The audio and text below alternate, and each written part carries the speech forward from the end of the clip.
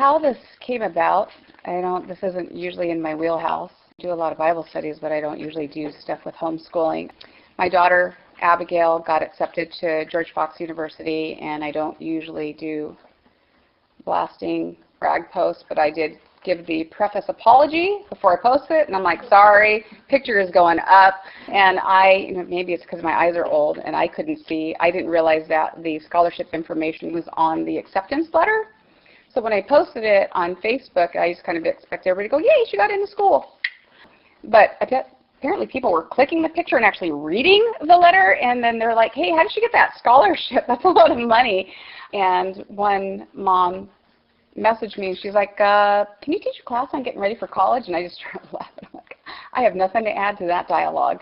There's so much information out there about preparing your children for college. But of course, it's the nag and the tickle, and it's just that, oh, you're not going to leave me alone on this, are you? So it was just sitting with a notebook and praying and just kind of going, okay, so how was she able to get that scholarship and the other ones that she got? And it's like, oh, well, she was able to do that because, well, this was in place. Oh, well, she was able to do that because this was in place. Oh, and she was able to do that because that was in place. And I realized that things that we had done, just because they were either good things to do or they were things that we just did out of obedience, not really understanding the big picture, from the time they were little, that there was just this thread and this foundation that was built that went all the way up to where she is now. And she's 18, going to be 19 in January, is a freshman at George Fox. And the reason why I put that in quotation is they brought her in as a freshman for maximum funding, so that after she finishes her first year, then they'll transfer her PCC credits over, and she'll go from being a freshman to being a junior because she knocked off a whole year in high school. And so her plan is to be a music, it changed because they talked sense into her, thank goodness. It's now a music major, film minor, coming back for a 5th year for a master's in music ed. She was going to try to double music ed and film, and they're like, woman, you're crazy. So that's what she did. So a little bit background, because I know some of you, but I don't know all of you. My name is Lainey. My husband's Carl. 3 children, Abigail, Charlotte, and Elijah. Elijah is a freshman. Charlotte is technically a junior, but I'll get to her story later. She's actually done. And Abby, like I said, is a freshman at George Fox. We started homeschooling when my kids were 1st grade, 3rd grade, 5th grade. And so now we have a college junior and a freshman. So you guys do the math, because I'm not great at that. And we've been doing this, and we've not ever been a part of any kind of a co-op or outside system, but we did have Abby do PCC once she was a junior. So I teach this, I share this, because I've shared this a few times, but I do it from a biblical worldview, and I know not everybody has a biblical worldview. I hope that some of the information is still valuable to you, but I just don't want you to think that I'm being like insensitive, and so wherever I talk about faith, you might want to just insert whatever moral bearing and foundation your family follows, because there is a belief system in there somewhere. It may not have like an official title, but for us, because I came to know the Lord before I started having children, I did not grow up in a Christian household. I was never homeschooled myself. I'm a product of public school and intermittent college. And so this is just kind of part of our journey, and a couple of other prefaces. This is not a 10 steps to successful children and getting big money scholarships. Children are too unique, families are too unique, situations are too unique. There's no way that I could ever tell you, if you just follow these steps, boom, you got it.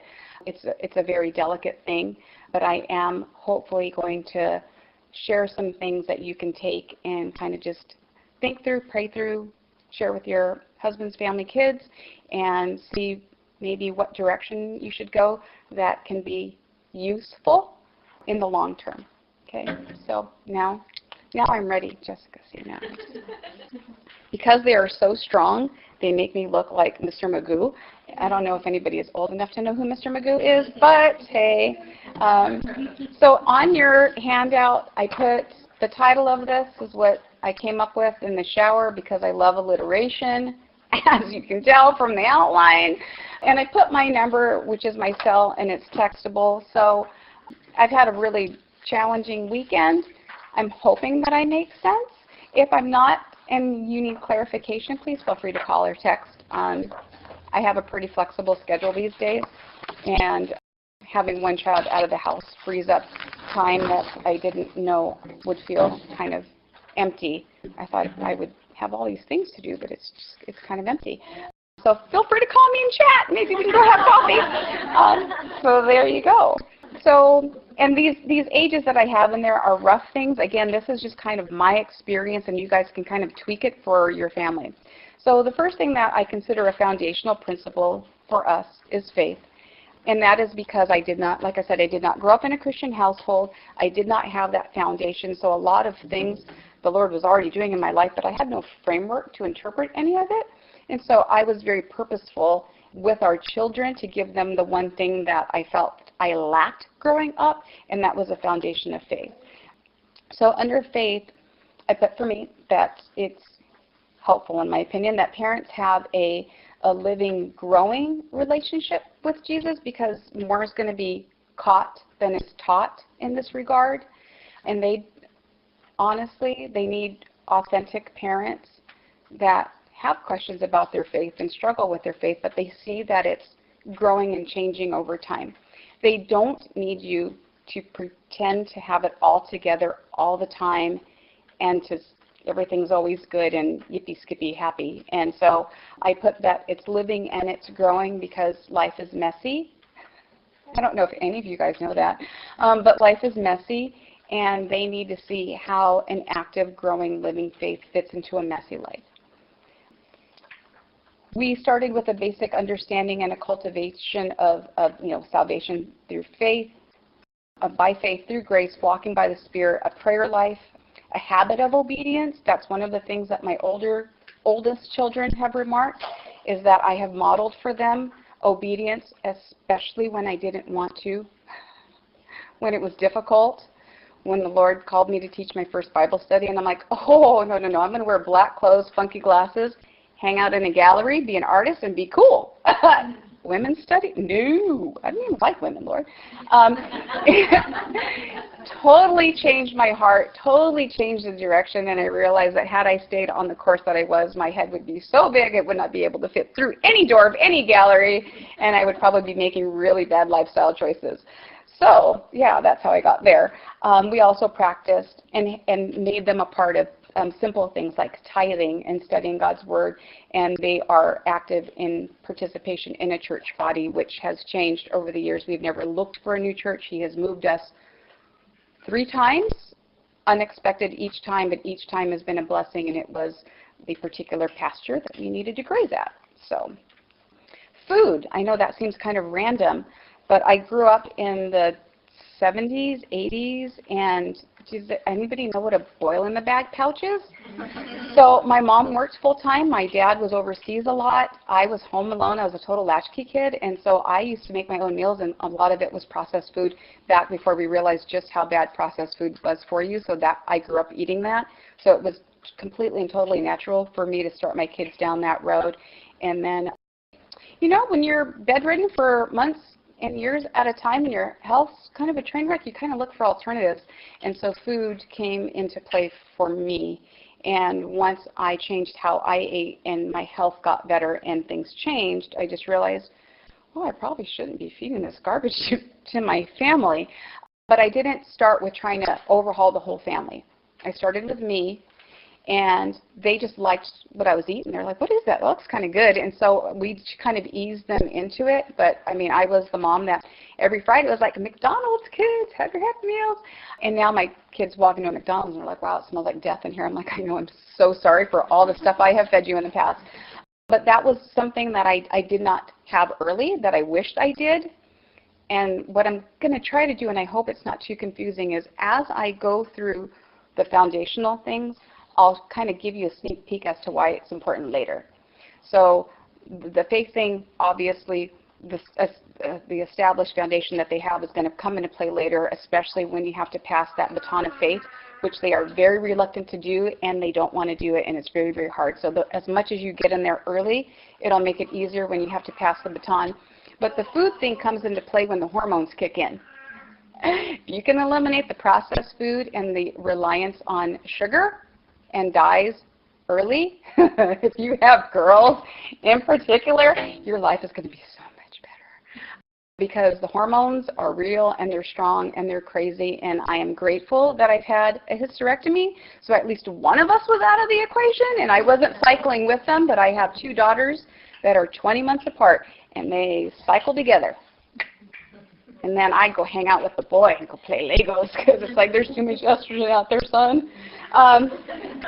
So the food thing does help. My daughter has had, my middle daughter has had allergies that were pretty significant.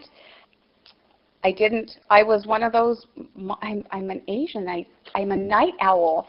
I was never regimented on the bedtime thing, and all my kids are night owls, and getting them a full night's sleep, that also helps with the swings not being so deep. So whatever is comfortable for your family. We always let our kids stay up late because my husband comes home from work late, and if they went to bed at like 7 or 8 o'clock, they would never see their father. So we let them stay up late so they could have a relationship with Dad. But you know, these are, again, things to pray through. Sleep and food, super important. Got to figure out what works for you. And if you have allergies or things aren't sitting right and they've got like eczema or other things going on, try to get the help early because it'll help establish the framework for later. Family. I grew up in a Filipino home where it's matrilineal, so that means mom's the boss and dad just kind of tries to stay out of trouble. My husband came from the same sort of family, so that's what we brought into our marriage. Doesn't actually work.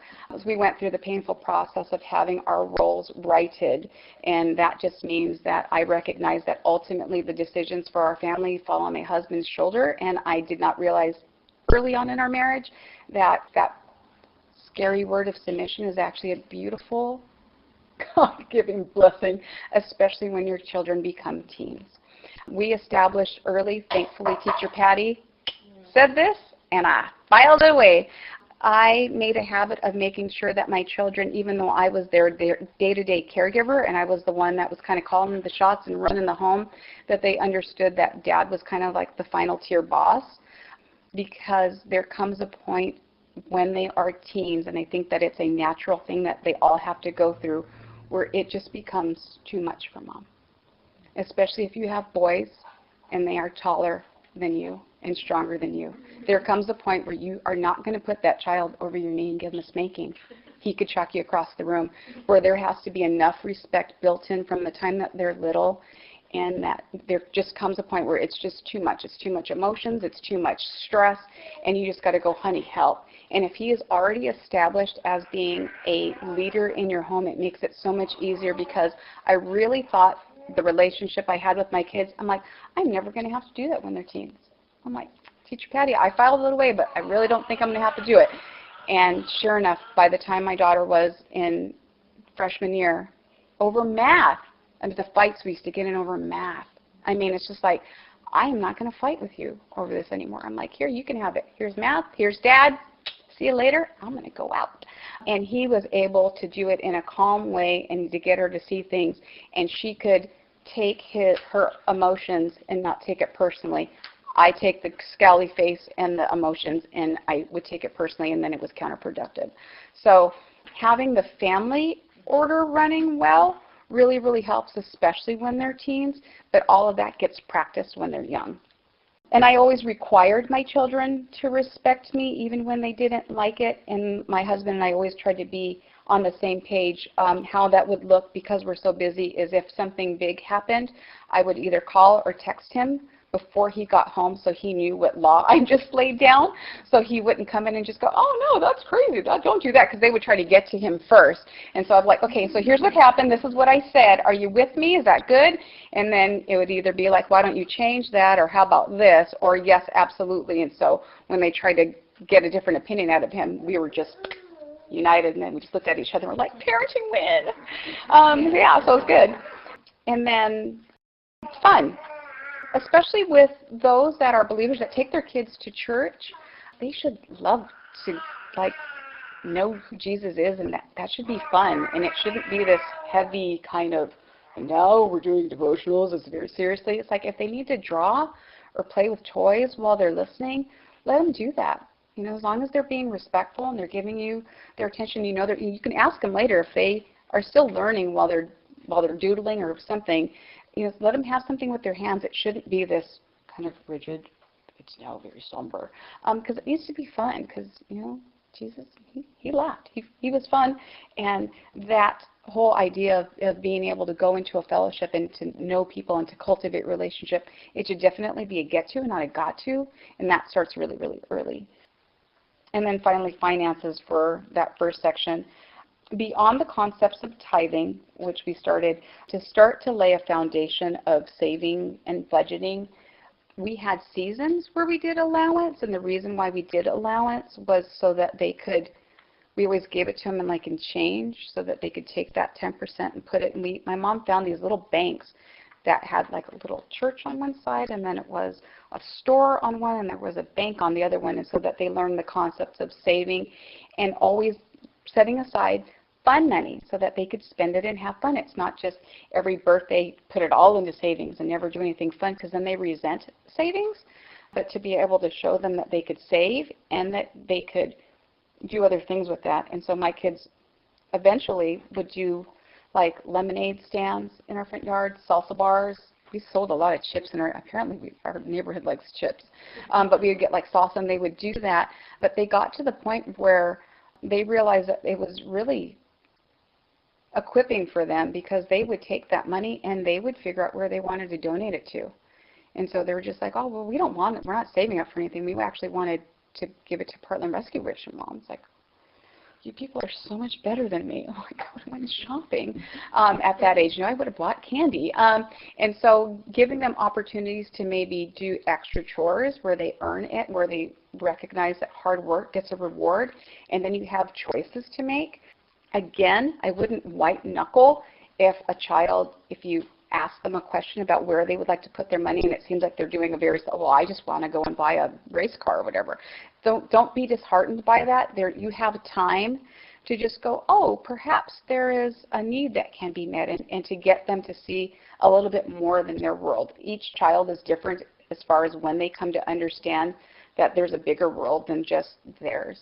And so even if you see what you would kind of label as like selfish behavior when they're little and they don't necessarily want to tithe and they don't want to put it in the savings, just know that it's something that happens over a period of time, and to try not to freak out, because you're like, oh my gosh, my kid's going to be this total narcissistic, he's never going to help anybody. It's like, he's not. It's a process. We learn and grow, and we change how we think about finances and giving and all those things. Just know that it's something that if it's important to you as a family to have kind of a long-term plan as to find those teachable moments. It's like, oh, well, we could go and buy this. However, and to make needs known. It's like, did you know somebody needs this? And it's like, those kids are usually so quick to go empty out that piggy bank and go, here, Mommy, if they need it, they can have it. Like, kids are amazing that way. Like, they totally show us up all the time. So those are the foundational principles that I kind of figure are real important in those cement years, 0 to 6, you know, when you're setting that cement. On that one section, do you guys have any questions? Or we can always catch it at the end. And then we probably want to do a break at some point, but not yet. All right, I'm going to jump right in. We have so much material to cover that if you need to just like zone out because it's too much, I totally understand.